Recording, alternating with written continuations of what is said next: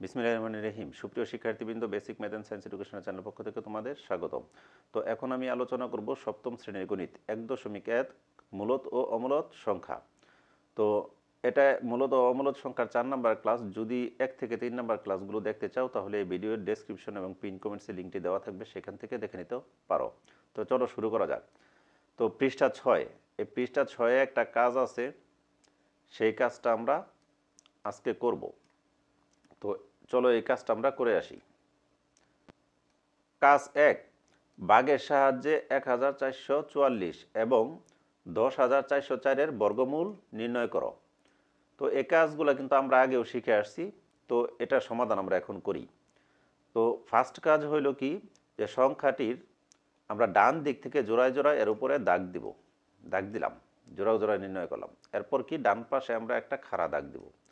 খাড়া দাগ দেওয়ার পরে যে বাম পাশে যে জোড়া সংখ্যাটা আছে, এই সংখ্যাটা কত? 14 না? এখন এখানে এমন এই 14-র নিচে এমন একটি বর্গ সংখ্যা আমরা লিখব যা 14-র সমান হতে পারবে, কিন্তু 14 থেকে বড় হতে পারবে না, কিন্তু 14-র ছোটও হতে পারবে, কিন্তু 14 থেকে বড় হতে পারবে না। তো দেখি বর্গ সংখ্যাগুলো কেমন। 2-এর বর্গ সংখ্যা কত আমরা জানি, 4, এবং 3-এর বর্গ সংখ্যা হলো 9, 3 3-কে 9। 4-এর বর্গ সংখ্যা কত? 4 4-এ 16। এই 16 বর্গ সংখ্যাটা কিন্তু 14 থেকে বড় হয়ে যায়, তাহলে এখানে 16 লেখা যাবে না, লিখতে হবে কত? এই 9। তাহলে আমরা 14-র নিচে লিখলাম কত? 9। এখন এই যে 14-র নিচে বর্গ সংখ্যা 9 লিখলাম, এই 9-এর বর্গমূল কত? 3 না? এই 3 লিখতে হবে এই যে এই খাড়াটানের এই পাশে। তা আশা করি এই অংশটুকু বুঝতে পারছো। এবার আমরা যথারীতি 14 থেকে 9 বিয়োগ করব। বিয়োগ করলে কত হয়? 5। এরপর এই জোড়া সংখ্যাটা কেটে নামাবো। জোড়া সংখ্যা কেটে নামালে হয় 544। এবার আমরা এই বাম পাশে একটা খাড়া দাগ দিব। দাগ দেওয়ার পর এই যে এইখানে যে অঙ্কটা থাকবে বা যে সংখ্যাটা থাকবে তাকে 2 দ্বারা গুণ করব। 2 দ্বারা গুণ করলে কত হবে? 6। এই 6 কিন্তু আমাদের এই জায়গায় লিখতে হবে। এখানে লিখলাম 6। তো এখানে সংখ্যাটা এমনভাবে লিখতে হবে যেন এখানে এই খাড়া টান এবং এই 6-এর মধ্যবর্তী স্থানে ফাঁকা জায়গা থাকে আরেকটা অঙ্ক লেখার মতো। এবার আমরা এখানে 0 থেকে নিয়ে উপরের দিকে অঙ্ক বসাইতে থাকব। বসাইয়া ওই অঙ্ক দ্বারাই এই গঠিত সংখ্যাটাকে গুণ করতে থাকব। যেমন এই 6-এর সাথে যদি আমরা 0 বসাই তাহলে হয় 60। এই 60-কে যদি আমরা 0 দ্বারা গুণ করি তাহলে কিন্তু 0 হয়ে যায়। তা আবার যদি একে 1 বসাই তাহলে হয় 1-এর 1 দ্বারা গুণ করলে কত হয়? 61। এই 61 কিন্তু 544-এর কাছাকাছি যায় না। তো এরকম আমরা যদি 2ও বসাই তাহলে কিন্তু 2 বসাইলেও কিন্তু এরকম কোনো কাছাকাছি যাবে না। এটা আমাদের দেখে মনে হইতেছে 544 হবে না। তো আমাদের এখান থেকে অনুমান করে করতে হবে যে কত বসানো যায়। তো এরকম করে এখানে বসাতে হবে 8। যদি এখানে 8 বসাই তাহলে এই গঠিত হয় কত? 68। এই যে 68, এই 68-কে কিন্তু আমাদের 8 দ্বারা গুণ করতে হবে। তো 68-র 8 দ্বারা গুণ করলে কত হয়? 8 8 64, 4, 6 8 48 আর হাতের থাকে 6, 6 8 48 আর 6-এর কত হয়? 54। তাহলে কি হয়ে যেতেছে আমাদের? 8 বসাইলে যে গঠিত সংখ্যাটা 68, এই 68-কে 8 দ্বারা গুণ করলে 544 হয়ে যেতেছে। এটার মতো হয়ে যেতেছে না? তাহলে আমরা এখানে 8 বসাবো। যেহেতু এখানে 8 বসাইতেছি, ঠিক সেম 8টা কী করব? এই 3-এর ডান পাশে নিয়ে আমরা বসিয়ে দেব। তাহলে এখানে কত? 544 হলো। তো 544 থেকে 544 বিয়োগ করলে হয় 0। তাহলে আমাদের এই অঙ্কটার কিন্তু সমাধান শেষ। অর্থাৎ আমরা 1444 এর বর্গমূল কত পাইলাম? বর্গমূল পাইলাম কিন্তু এই 38। তাহলে 38 হলো 1444-এর বর্গমূল। তো আশা করি এই অংশটুকু বুঝতে পারছো, এটাই হলো সমাধান। এবার আমরা 10404 এর বর্গমূল নির্ণয় করব। তো একই রকমভাবে ডান দিক থেকে 2 ঘর পর পর আমরা দাগ দেব। এখানে 1 সিঙ্গেল থেকে এর উপর আমরা দাগ দিলাম। তো ডান দিকে একটা খাড়া দাগ দেব। দাগ দেওয়ার পর এই যে 1 আছে না বাম দিকে, এই 1-এর কাছাকাছি বা 1-এর সমান একটি বর্গ সংখ্যা আমরা চিন্তা করব। তাহলে 1-এর বর্গ সংখ্যা হলো 1। তাহলে 1-এর বর্গ সংখ্যা কিন্তু এই 1-এর সমান হয়ে যায়। তাহলে এখানে বর্গ সংখ্যা হলো 1 লিখলাম, আর এখানে 1-এর বর্গমূল 1 এটাও আমরা লিখে দিলাম। দেওয়ার পর এভাবে আমরা টান দেব। টান দেওয়ার পরে 1 থেকে 1 বিয়োগ করলে হবে, শূন্য লেখার প্রয়োজন নাই। তারপর আমরা কি করব, এই জোড়াটা কেটে নামাবো। কেটে নামালে কত হলো, 0,4। এবার আমরা বাম পাশে একটা খাড়া দাগ দিব। দাগ দেওয়ার পরের কাজ হলো, এই যে এইখানে ভাগফলের জায়গায় যে 1 আছে, এই 1কে আমরা কি করব, 2 দ্বারা গুণ দিব। গুণ দিলে কত হবে, 2। এই 2 আমরা এই জায়গায় নামাবো, যেন এই খাড়া দাগ এবং এর মধ্যবর্তী জায়গায় একটু ফাঁকা জায়গা থেকে অন্য একটি অঙ্ক লেখার মতো। এবার আমরা এই স্থানে এমন একটা অঙ্ক বসাবো যেন ওই অঙ্ক দ্বারা তাকে গুণ করলে, এই গঠিত সংখ্যাকে গুণ করলে যেন 0,4-এর থেকে বেশি না হয়। তো এখানে যদি আমরা 0 বসাই তাহলে হয় 20, এবং এই 20কে যদি 0 দ্বারা গুণ দেই তাহলে কিন্তু হয় 0। এই 0 কিন্তু 0,4 থেকে বড় না। কিন্তু এখানে যদি আমরা 0 না বসিয়ে আমরা যদি 1 বসাতাম তাহলে কত হতো, 21। মানে এই 21কে কিন্তু এই 1 দ্বারা গুণ দিতে হতো। তাহলে 21কে 1 দ্বারা গুণ দিলে কত হয়, 21। এই 21 কিন্তু 0,4 থেকে বড় হয়ে যায়। তাহলে এই জায়গায় কিন্তু 1 বসানো যাবে না, তাহলে বসাতে হবে কত, 0। তাহলে আমরা এগুলা বাদ দিয়ে এখানে বসাবো কত, 0। তো এই যে আমি এখানে যে কাজগুলা করলাম এই কাজগুলা কিন্তু মনে মনে করতে হবে, তাই ঠিক আছে। এই 0টা এখন আমরা এই জায়গায় বসিয়ে দেব। এবার এই 0 দ্বারা 20টা গুণ করলে হয় 0, এই 0 আমরা এখানে ডাবল 0 বসাই দিলাম। তো যথারীতি বিয়োগ করলাম, 0,4 থেকে 0 বিয়োগ করলে থাকে শুধু 4।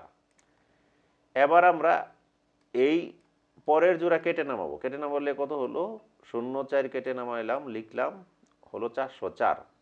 তো এই বাম দিকে খাড়া টান দেব। টান দিলে এই যে এখন কিন্তু এখানে গঠিত সংখ্যাটা 10, এই 10কে কিন্তু আবার 2 দ্বারা গুণ দিতে হবে। 10কে 2 দ্বারা গুণ দিলে কত হয়, 20। লিখলাম আমরা কত, 20। এবার এখানে আমরা প্রথমে 0 দিয়ে চিন্তা করব। তো 0 দিয়ে চিন্তা করলে 0 হয়ে যায়, যা 0 দিয়ে যদি এখানে এদেরকে গুণ করি তাহলে হয়ে যায় 0। এটা 404 থেকে অনেক ছোট সংখ্যা। তো একই রকমভাবে এখানে 1 বসাবো। তো 1 দিলে 201। এখন এই 201কে যদি 1 দ্বারা গুণ দেই তাহলে কত হয়, 201। এটাও কিন্তু 404 থেকে অনেক ছোট। এখন আমরা 1 না বসাইয়া বসাই কত, 2। তো 2 বসালে কি হবে, 2, এই 2। তাহলে 202 রে 2 দ্বারা গুণ করলে হয় 404, তাই না। তাহলে এই 404 এর সমান হয়ে যেতেছে না, তোমাদের সমান হলে চলবে যেহেতু। তাহলে আমাদের এখানে কি সংখ্যাটা বসবে কত, এখানে অঙ্কটা বসবে কত, 2। তাহলে এখানে অঙ্কটা বসবে কত, 2। তাহলে এই 2 অঙ্কটাই কিন্তু আমাদের এখানে লিখতে হবে। লিখলাম। তো এখন এখানে কি 404 বসিয়ে দেব, হয়ে গেল 00। তাহলে আমরা এখানে কি পাইলাম যে 10,404 এর বর্গমূল, এটা কিন্তু বর্গমূলের চিহ্ন, সমান 102। এই হলো আমাদের 1 নাম্বার কাজের সমাধান। এখন আমাদের 2 নাম্বার কাজে কি বলা হয়েছে, যে এই যে এই সংখ্যাগুলোর বর্গমূল সংখ্যার একক স্থানীয় অঙ্ক নির্ণয় করো। তো এই সংখ্যাগুলোর বর্গমূল সংখ্যার একক স্থানীয় অঙ্ক নির্ণয় করব। তো এই অঙ্কগুলো কিন্তু এই আগের মতো সেমভাবেই করতে হবে। তো চলো আমরা এর সমাধানগুলো দেখে আসি। তো এটা আমি করে রাখছি, কারণ যে ভিডিওটি লং হয়ে যাবে, তো তো আমি এখানে করে রাখছি, সেখান থেকে আমরা দেখে নেই।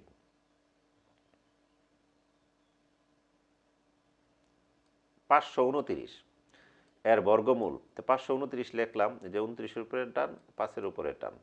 তো এই যে যেহেতু বাম পাশে 5 আছে, এই 5-এর কাছাকাছি বর্গ সংখ্যা হলো 4, এখানে লিখলাম। তো 4-এর বর্গমূল কত, 2, এখানে 2 লেখা হলো। তারপর এখানে 2-এর দ্বিগুণ কত, 4, 4 লেখা হলো নিয়ম অনুযায়ী। তারপর এখানে আমরা কি করলাম, 5-এর থেকে 4 বিয়োগ করলাম। 5-এর থেকে 4 বিয়োগ করলে কত হয়, 1 লিখলাম।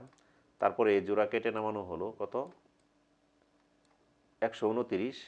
তো এখানে আমরা এই একই রকমভাবে চিন্তা করলাম 3 3 দিলে এই 3ও এখানে লিখতে হবে। তো এই 3 দিলে আমাদের মিলে যায়। যদি এই 43কে 3 দ্বারা গুণ করি 3 3কে 9, 3 4 12। তো বিয়োগ করলে হয়ে গেল 0 0 হয়ে গেলে আমাদের এই অঙ্কটা হয়ে গেল। তাহলে এই যে এই 3টা কিন্তু মনে মনে চিন্তা করতে হবে, যার জন্য আমি এটা উঠাই দিলাম।